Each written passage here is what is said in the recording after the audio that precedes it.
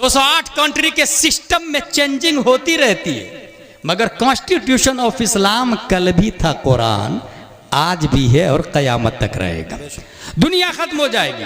अच्छा, अब ये दुनिया में इंसान आया कहां से? इस हवाले से साइंटिस्ट का नाम है doctor Alice Silver. Doctor Alice Silver बोलता है कि इंसान the human are not from this planet. इंसान इस प्लेनेट का नहीं है, इंसान किसी और प्लेनेट से आया, यहां का रहने वाला नहीं इंसान। इसके लिए 50 से ज्यादा दलीलें दी उसने कि इंसान यहां का नहीं है। उसमें से एक दलील यह है कि अगर एक जानवर भूख लगती है तो खाना खा लेता है, मगर एक इंसान अगर रोटी खाना चाहे तो जमीन को फाड़ता है, गेहूं का दाना बोता है, फिर उसको सींचता है, वेट करता है, वो गेहूं का दाना जमीन से लड़ता है।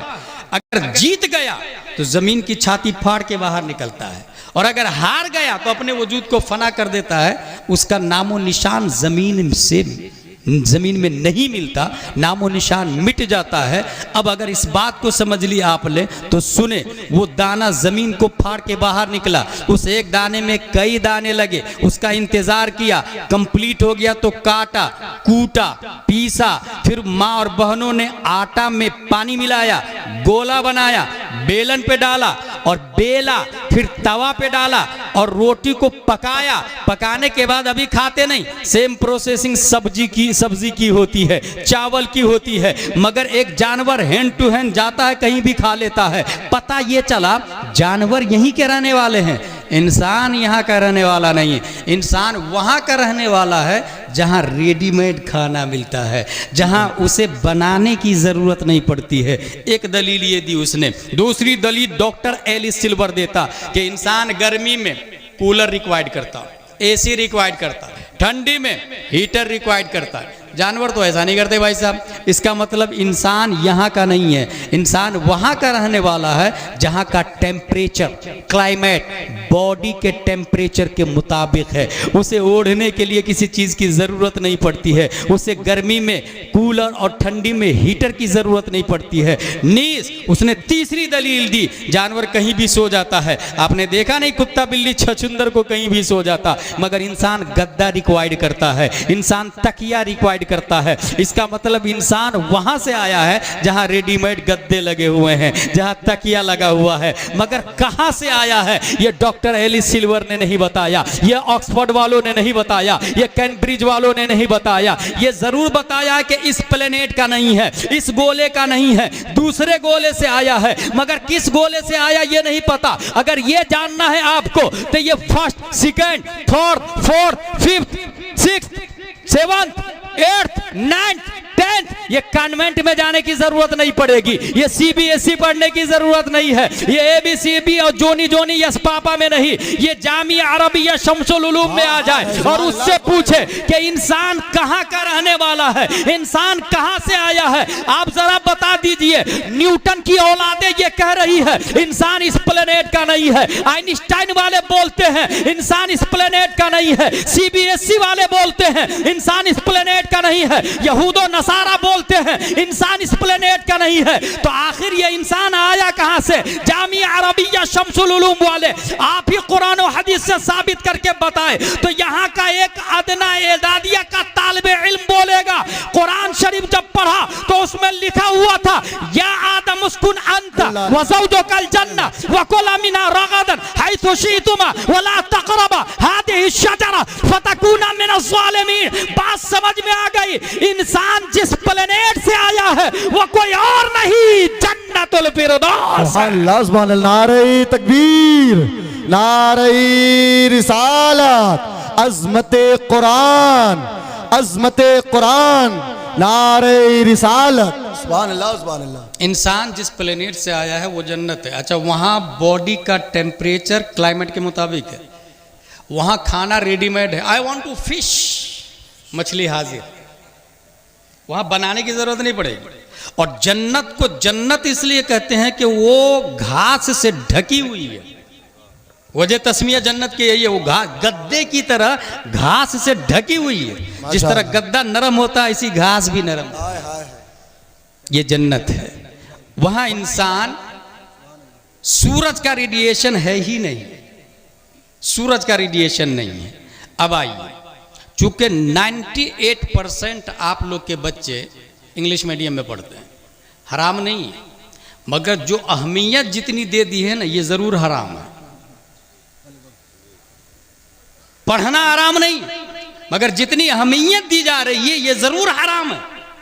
मेरे भाई, कभी आपने गौर किया कि अगर किसी कलेक्टर से जाके आप कहे, हे ब्रो, आपने जो पहली क्लास में पुस्तक पढ़ी थी वो कहाँ है? Hey what are you asking, I don't know, वो तो मेरा बचपना था, maybe my parents know about it. हो सकता मेरी माँ बता दे, मैं तो छोटा सा बच्चा था, मेरी उम्र थी 5 साल के आसपास था, मैं 4 से 5 साल के बीच में, मुझे क्या पता पहली क्लास में जो किताब पढ़ा वो कहाँ है। उनकी माँ से जाके पूछे, उनके बाप से जाके पूछे, आपका बेटा कलेक्टर है, 1 लाख तनख्वाह, आईफोन, स्कॉर्पियो, टिकट फ्री में, ट्रेन का, प्लेन का, पहली क्लास में जो पुस्तक पढ़ा था वो कहाँ है? वो तो मुझे थोड़ा थोड़ा याद आ रहा है, वो तो मैंने भंगार में बेच दिया था, पुस्तक को भंगार में बेच दिया था। भंगार वाले भाई साहब, आपने पुस्तक को लेके क्या किया? कहा वो तो मैंने होटल वाले को दे दिया था। क्या बात है। होटल वाले भाई साहब, कलेक्टर जो पढ़ के कलेक्टर बना है, उस पहली क्लास के पुस्तक को आपने क्या किया? कहा मैंने मखसूस साइज में कटिंग करके समोसा, कचौड़ी, पकौड़ी डाल के बेच डाला मैंने। गौर कीजिएगा, फैक्ट बता रहा हूं बिल्कुल। समोसा खाने वाले भाई साहब, आपने क्या किया? मैंने समोसा खा के पेपर को डस्टबिन में डाल दिया। डस्टबिन के साथ क्या सलूक हुआ? नगर निगम की गाड़ी आई, डस्टबिन से डस्ट को अपनी आगोश में ली और शहर की सबसे गंदी जगह जाके उसे डंप करके आ गया। बेशक यही फैक्ट है। वो पेपर उठाए, टीआई के पास जाए, टीआई साहब कलेक्टर के खिलाफ एफआईआर नोट करें। जिसने कलेक्टर बनाया है वो नजासत गलीजा में पड़ा हुआ कुत्ता, बिल्ली पेशाब कर रहा है, उसकी तौहीन हो रही है, पेपर की तौहीन का मुकदमा दर्ज करें। टीआई बोलेगा, hey you get out from this palace, it is not acceptable offence. ये क्राइम है ही नहीं, ये जुर्म है ही नहीं। जिसने कलेक्टर बनाया वो नजासत गलीजा में है, कोई पूछने वाला नहीं, याद रखिएगा। क्या बात है हजरत। अब जरा जामिया अरबिया शमसुल उलूम की तरफ आ जाए। हाय हाय हाय, सुभान अल्लाह, सुभान अल्लाह। यहां से एक बच्चा हाफिज, आलिम, कारी बन गया, आगे बढ़ा, मुफ्ती बन गया, मुहक्किक बन गया, मुजद्दिद बन गया, गौस अब्दाल मातिन बना। उनसे पूछे आपने जो प्राइमरी में अम्मा पारा पढ़ा था वो कहां है? क्या बात है। कहा अम्मा पारा। अल्लाह अल्लाह। जब मैं हाफिज बना तो उसकी अहमियत और बढ़ गई। हाय हाय हाय, सुभान अल्लाह। जब एदादिया आलिम के कोर्स में गया तो उसकी अजमत के बारे में और पढ़ा।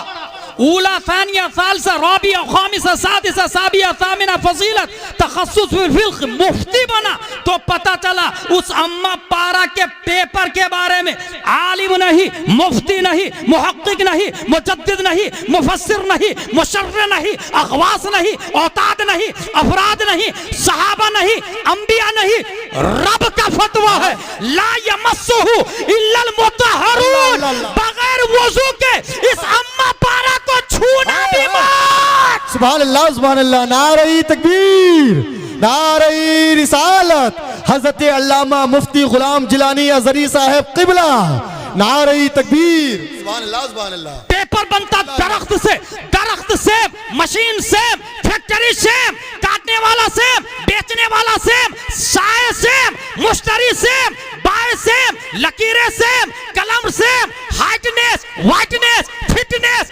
Blackness, lineness, everything is same. मगर एक कागज तू नजासत गलीजा में क्यों है? जवाब दिया, मेरी छाती पे जोनी जोनी यस पापा लिखा है। आज मैं नजासत गलीजा में पढ़ा हूं और आए पेपर तू उलमा, मुफ्ती, मुहक्किक के आंखों का सुरमा कैसे बन गया, सर का ताज कैसे बना? तेरे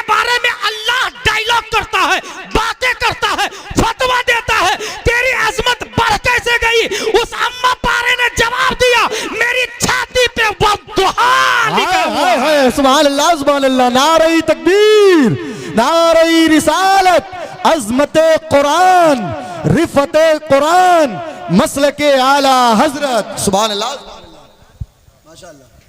क्या बात हजरत, ये बिल्कुल वाज़े है, कॉमन सेंस है, एवरीबॉडी नो अबाउट इट। बस जरूरत है गौर करने की। अच्छा, चूंकि कुरान सबको समझ में भी नहीं आता है, जैसा कि मैंने शुरू में कहा कि अक्ल जो है वो मुतहर्रिक है। कुव्वत दर्राका और मुद्रिका का नाम है, यह हमारे उलमा जानते हैं।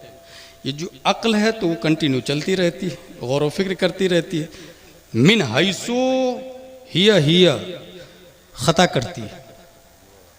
इस वजह से अल्लाह ने अक्ल को इल्म से मुज़य्यन किया है और कुरान मुक़द्दस दिया है। वाजिब कल भी था, अभी भी है और कल भी रहे, हमेशा रहेगा।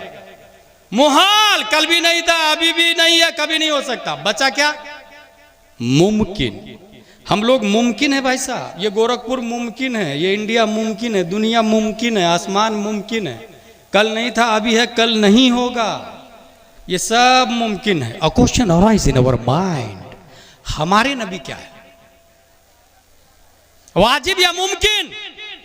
वाजिब हो नहीं सकते हमारे नबी, क्योंकि वाजिब नमाज नहीं पढ़ता है, हमारे नबी नमाज पढ़ते हैं। वाजिब रोजा नहीं रखता, हमारे नबी रोजा रखते हैं। वाजिब इबादत नहीं करता, हमारे नबी इबादत करते हैं।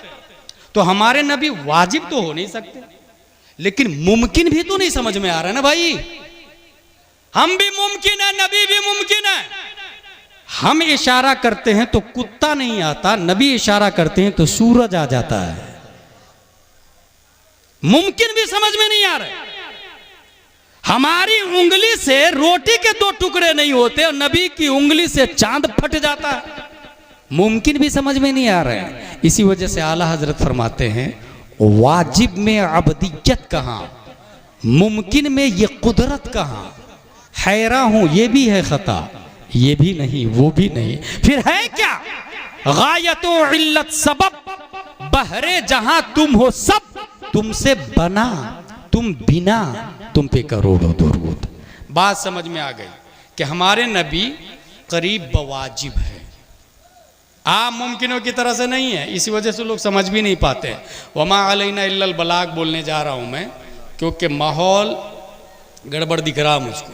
कोई उधर से जा रहा है, कोई उधर से जा रहा है, कोई उधर से जा रहा है। हो सकता है आपके यहाँ इसी जलसा सुना जाता हो, दूसरी जगह ऐसा नहीं होता है। इसलिए आखिरी बात बता रहा हूँ, वाजिब अल्लाह है, मुहाल हो नहीं सकता। हम लोग मुमकिन हैं। अक्ल चूंकि सही ट्रैक पे हमें ला नहीं सकती, फिर हमें करना क्या चाहिए? दुनिया के अंदर बेशुमार फिरक है, निहल है, मदाहिब है, मकातिब है, और सबके अपने अपने दावे हैं, और सबका कहना है कि हम हक पर है, हम हक पर है, हम हक पर है। इसलिए मेरे भाई, इस मुमकिन को वाजिब के करीब करने के लिए हुजूर सल्लल्लाहु ताला अलैहि वसल्लम ने हमें एक तरीका बताया है, और उसी को कुरान शरीफ ने कहा, बल अहयाउन इंद रब्बिहिम, उसी को कुरान शरीफ ने कहा। वाजिब के करीब अगर मुमकिन होना चाहता है तो जिस तरीके से मिट्टी की दीवार बनाए, और बारिश होगी तो 1 साल 2 साल 3 साल, चंद सालों के बाद वो दीवार अपने आप खत्म हो जाएगी।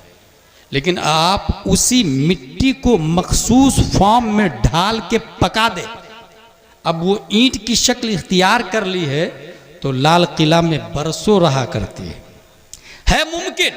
कल नहीं थे, आज है, कल नहीं होंगे, लेकिन कल रहना चाहते हैं तो अपने आप को वाजिब के करीब करें। कैसे? अपने जिस्म को इश्क़े मुस्तफ़ा की भट्टी में पकाएं, और जब इश्क़े मुस्तफ़ा की भट्टी में पक जाएगा ये मुमकिन, तो वाजिब के करीब हो जाएगा। इसी को आला हजरत ने कहा, ऐ इश्क तेरे सदक़े जलने से छूटे सस्ते, जो आग बुझा देगी वो आग लगाई है। वो इश्क की आग लगेगी कैसे? हराम नहीं करेंगे, शराब नहीं पिएंगे, झूठ नहीं बोलेंगे। एक कॉमन सेंस आप लोग को बताऊं, हम लोग मां से निकाह नहीं करते। क्यों नहीं करते भाई? एक सवाल अगर आपसे पूछूं, मैं क्यों नहीं करते? इसलिए नहीं करते कि लोग नहीं करते, या इसलिए नहीं करते कि कुरान ने हराम कहा है?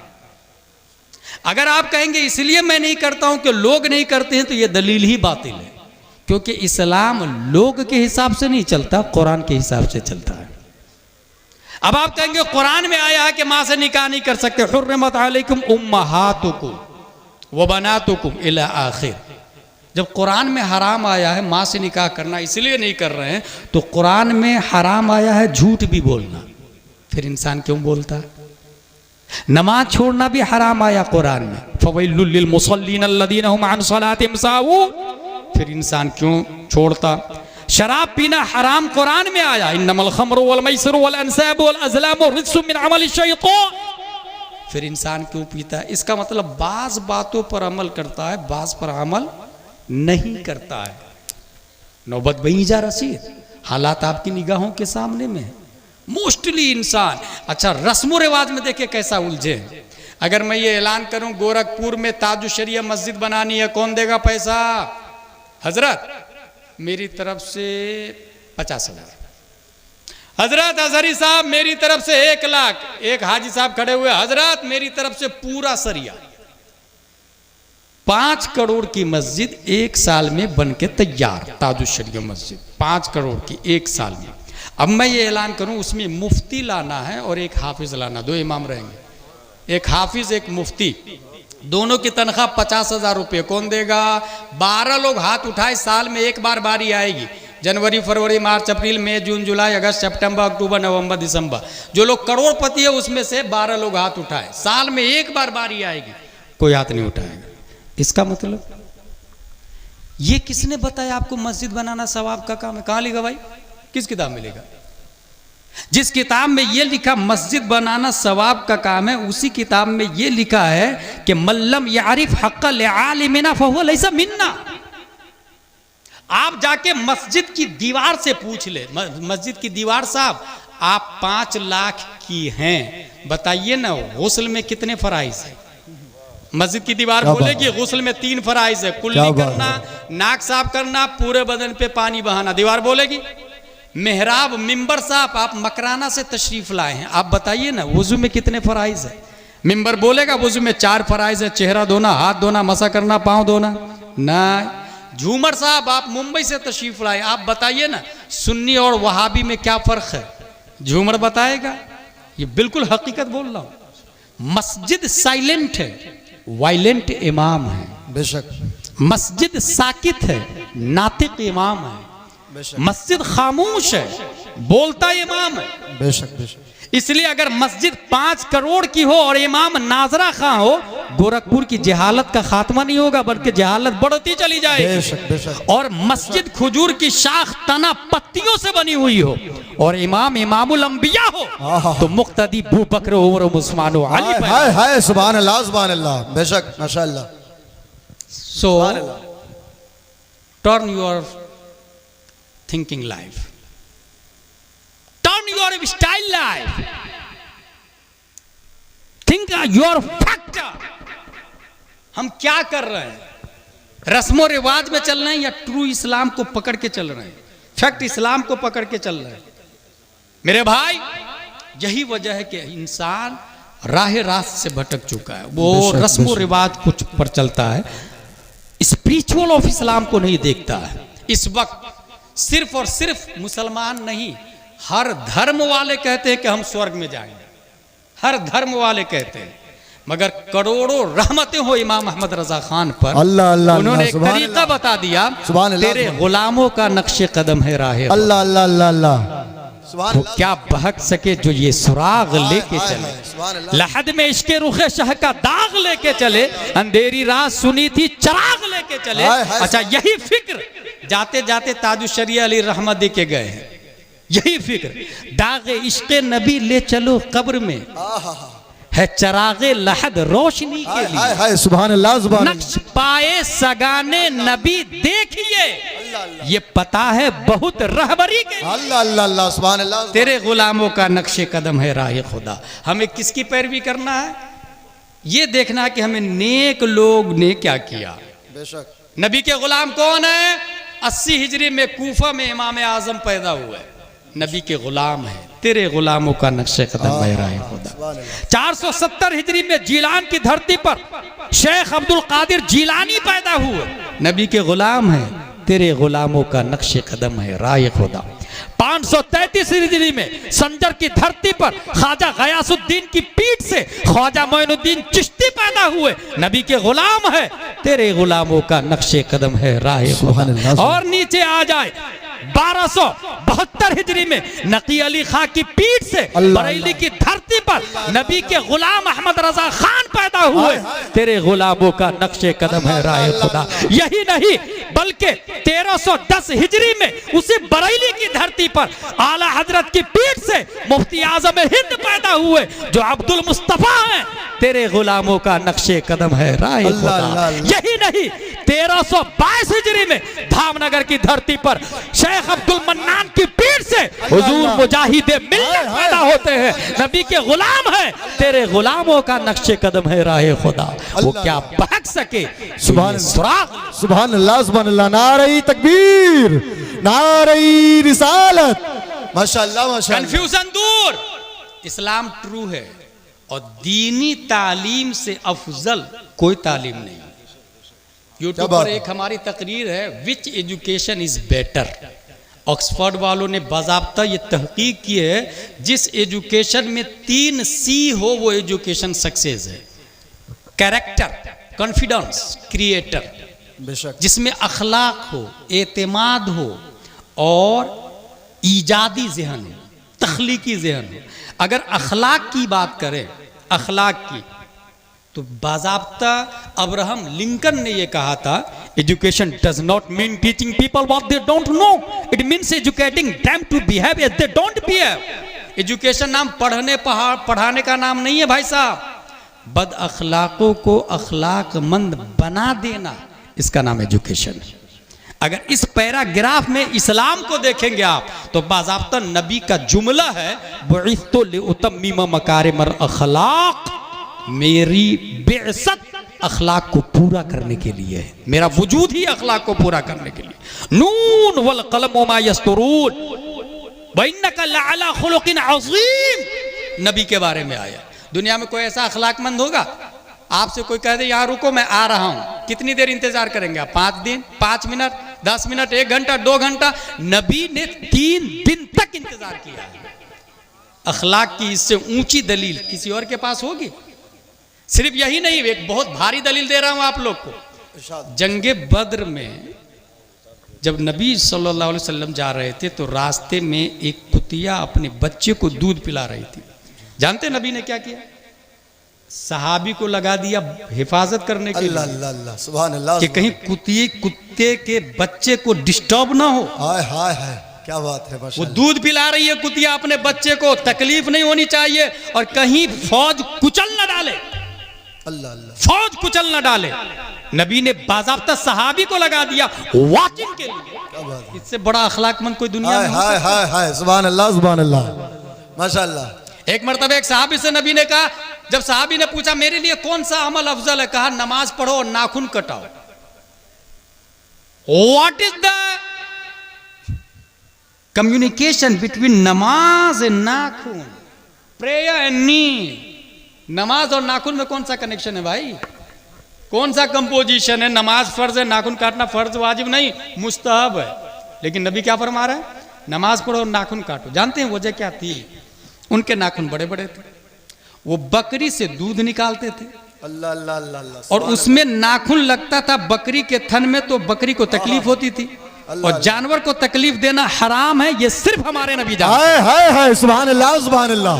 दुनिया का कोई लीडर जानवर की तकलीफ नहीं समझता, वरना इतने जानवर बेमौत मारे नहीं जाते। अल्लाह अल्लाह अल्लाह, सुभान अल्लाह सुभान अल्लाह, क्या बात। अखलाक, दीनी तालीम से बढ़ के किसी में अखलाक है ही नहीं भाई साहब। अल्लाह अल्लाह, बेशक।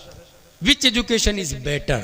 एक बता दिया कैरेक्टर, दूसरा सुन ले कॉन्फिडेंस, एतमाद और यकीन। अगर इस हवाले से बात करें तो मैं आपको बता दूं, मैंने फतावा रज़विया का मुताला किया और सूरज और जमीन की हरकत के बारे में साइंसदानों का मुताला किया मैंने, बाज़ाब्ता डायरी में लिखा हुआ है मेरे। अरस्तु कुछ और बोलता, केपलर कुछ और बोलता, जरकाली कुछ और बोलता, न्यूटन कुछ और बोलता।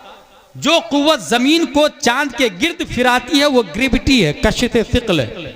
और आइंस्टाइन ने आके सबका जनाजा निकाल दिया, कहा सब चीज घूम रही है। बहरहाल एक साइंटिस्ट दूसरे साइंटिस्ट का जनाजा निकाल देता है और लोग भी नए वाले साइंटिस्ट को मानना शुरू कर देते हैं, बदलते रहते हैं। हमारे हजरत बता दिए कि जो उलमा के लिए नहीं कर रहा हूं मैं आप लोग के लिए कर रहा हूं। एक साइंटिस्ट दूसरे साइंटिस्ट की थ्योरी का जनाजा निकाल देता है, उसकी धज्जियां उड़ा देता है। Syllabus change, system change, subject change. मगर आइए जरा दीनी तालीम के कॉन्फिडेंस के बारे में अगर जानना हो तो हजरत आदम थे, उनका कॉन्फिडेंस यही था ला इलाहा इल्लल्लाह। अल्लाह अल्लाह सुभान अल्लाह। नूह अलैहिस्सलाम आए, उनका कॉन्सेप्ट था ला इलाहा इल्लल्लाह। मूसा अलैहिस्सलाम आए, उनका कॉन्सेप्ट था ला इलाहा इल्लल्लाह। ईसा अलैहिस्सलाम आए, उनका कॉन्सेप्ट था ला इलाहा इल्लल्लाह। आदम अलैहिस्सलाम से लेकर हजरत ईसा अलैहिस्सलाम तक हर नबी ने यही कहा ला इलाहा इल्लल्लाह। There is no god exception Allah in its final form revealed the last messenger prophet Muhammad सल्लल्लाहु अलैहि वसल्लम। After the prophet there is no one will come in form of the nubuwwah, because Allah said in holy Quran ma kana muhammadun aba ahadin min rijalikum walakin rasulallahi wa khataman nabiyyin. And every nabi said la ilaha illallah. And after the prophet Abu Bakr said la ilaha illallah. After Abu Bakr Umar Farooq said la ilaha illallah. After Umar Farooq Usman Ghani said la ilaha illallah. Hazrat Ali said la ilaha illallah. Imam Muhammad bin Idris Shafi'i said la ilaha illallah. Umar bin Abdul Aziz said la ilaha illallah. Abu Hamid al-Asfaraini said la ilaha illallah. Yes, yes, yes. Imam Ghazali said la ilaha illallah. Imam Fakhruddin Razi said la ilaha illallah. Imam Zainuddin Iraqi said la ilaha illallah. Imam Taqiyuddin ad-Daqiq said la ilaha illallah. Allama Jalaluddin Suyuti said la ilaha illallah. Mulla Ali Qari said la ilaha illallah. Mujaddid al-Fasani said la ilaha illallah. Shah Abdul Aziz Muhaddith Dehlavi said la ilaha illallah. Yes, yes. Abdul Rasul Badajuni said la ilaha illallah. And अच्छे रजा, प्यारे रजा, आशिक रजा, फाजिल रजा 14वीं सदी हिजरी में तमाम नबियों की नयाबत और तमाम मुजद्दिदों का फैज लेके जब इमाम इसको मोहब्बत पैदा होते हैं तो वो भी यही कहते हैं उन्हें जाना, उन्हें माना, न रखा गैर से काम, लिल्लाहिल हम्द में दुनिया से मुसलमान गया। नारे तकबीर, नारे तकबीर। जलसे दस्तार बंदी, जलसे दस्तार बंदी, नारे तकबीर। सुभान अल्लाह। आपके असली खतीब साहब तशरीफ लाए हैं, मैं नहीं आ गया था। मेरी तरफ से भी एक नारा हो जाए, नारे तकबीर, नारे रिसालत, उलमाए अहले सुन्नत जिंदाबाद। तो कॉन्फिडेंस और कैरेक्टर, एक आखिरी सी है, वो कौन सी? क्रिएटिव, तख्लीकी जहन होना चाहिए जिस एजुकेशन में, वो एजुकेशन सक्सेस है। ये बेवकूफ लोग मोबाइल और फोन बना करके कह रहे कि आहा the world has been change in global village. उसे पता ही नहीं है पूरी दुनिया में पुलिस का सिस्टम किसने पैदा किया, पता है आप लोग को? लॉन्च पुलिस का सिस्टम ही दुनिया के अंदर नहीं था। सबसे पहले मार्केट में लाने वाले हजरत उमर फारूक आजम रदी अल्लाह ताला। डाक खाने का सिस्टम मार्केट में जिसने लॉन्च किया, हजरत उमर फारूक आजम रदी अल्लाह ताला ने। प्लेन बनाने का नजरिया जिसने दिया, अब्बास बिन फरनास, मुस्लिम साइंटिस्ट। एक लंबी फहरिस्त और लिस्ट है। मैं सिर्फ ग्लोबलाइजेशन पे बोलता हूं कि चल बता, तूने दुनिया को छोटी कर लिया ना। कितनी छोटी किया दुनिया को? कहा मैं 17 फीट के पर्दे पे दुनिया को दिखा सकता हूं। www.livehajj.com। गोरखपुर में सिकरीगंज में बैठे बैठे आप लोग देख सकते हैं, बाप हज कर रहा, तवाफ कर रहे हैं, रम्य जिमार कर रहे हैं। 100 साल पहले कफन लेके जाते थे, दूसरे हाजी आके बताते थे कि बाप मर गए आपके, मगर इस वक्त लाइव देख सकते हैं आप। इसी को कहते हैं the world has been changed in global village. Newton चल दुनिया को ग्लोबल विलेज बनाया, कितनी छोटी कर सकता? कहा मैं टेबलेट के अंदर दुनिया को ला दिया, और कहा मैं 3 इंच के मोबाइल में भी दुनिया को दिखा सकता हूं, और कहा 1 इंच में भी दुनिया को दिखा सकता हूं। 1 इंच की स्क्रीन वाला मोबाइल भी आया, उसी में दुनिया दिखती। कहा और कहा नहीं, इससे छोटी में अगर दुनिया को दिखाऊंगा तो इमेज फट जाएगी, तस्वीर साफ नहीं आएगी। बस बात समझ में आ गई। ये कॉन्वेंट वालों की ताकत व कुव्वत सिर्फ और सिर्फ 1 इंच में दुनिया को लाया। पूरी दुनिया 1 इंच में दिखा सकते हैं। ये कब की बात कर रहा हूँ? अभी की 21वीं सदी ईस्वी, 15वीं सदी हिजरी, पीछे पलटे 14वीं सदी हिजरी, 13वीं, 12वीं, 11वीं, 10वीं, 9वीं, 8वीं, 7वीं, 6वीं, 5वीं, 470 हिजरी में शेख अब्दुल कादिर रदियल्लाहु ताला अन्हु पैदा होके फरमाते हैं, नजरतो इला बिलादिल्लाहि जमअन, अल्लाह के जितने मुल्क हैं तमाम मुल्कों को मैंने देखा। नजर तो फेले